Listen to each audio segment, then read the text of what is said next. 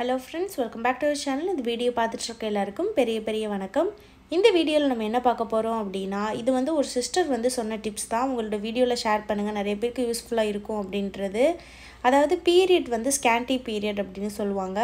அதாவது ரொம்ப குறைவான அளவு வந்து லைட்டாக வந்து பீரியட்ஸ் படுறது, ஒரு பேட் நல்லா ஃபில் ஆகாமல் ஃப்ளோ சரியில்லாமல் கொஞ்சம் கொஞ்சமாக படுறது தான் அது வந்து ஸ்கேன்டி பீரியட் அப்படின்னு சொல்லுவாங்க.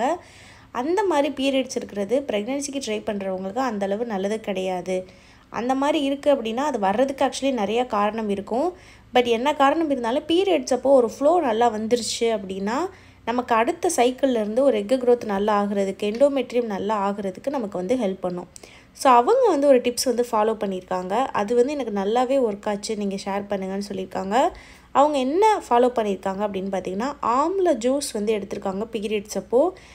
அது கூடவே பார்த்திங்கன்னா இஞ்சி சேர்த்து எடுத்திருக்காங்க. ஸோ ஆம்லா ஜூஸு இஞ்சி சேர்த்து இது தான் பார்த்திங்கன்னா அவங்க ஃபாலோ பண்ணியிருக்காங்க. இது எப்படி எடுக்கலாம் அப்படின்னு பார்த்திங்கன்னா, 1-2 நெல்லிக்காய் கட் பண்ணி பெரிய மிக்ஸி ஜாரில் போட்டு உங்களுக்கு தேவையான அளவு தண்ணி ஊற்றிட்டு கூடவே கொஞ்சோண்டு இஞ்சியும் போட்டுடணும்.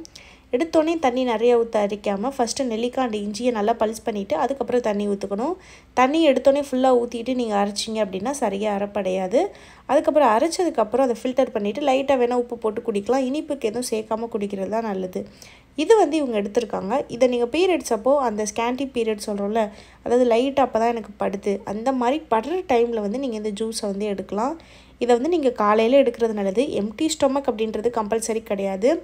இஞ்சி ஆம்லா இதெல்லாம் பார்த்திங்கன்னா கொஞ்சம் வந்து எம்டி ஸ்டொமக்கில் கண்டிப்பாக எடுக்கணும் அப்படின்றது கிடையாது. கொஞ்சம் சிட்ரஸ் இருக்கக்கூடியது, ரெகுலராக எடுக்கிறது நல்லது கிடையாது. ஸோ நீங்கள் வந்து வெறும் வயிறுலேயே எடுக்கலாம் என்றைக்காவது, இல்லை நான் ஒரு 3 நாள் எடுக்கிறேன்னா ஆஃப்டர் ஃபுட்டு எடுக்கலாம்.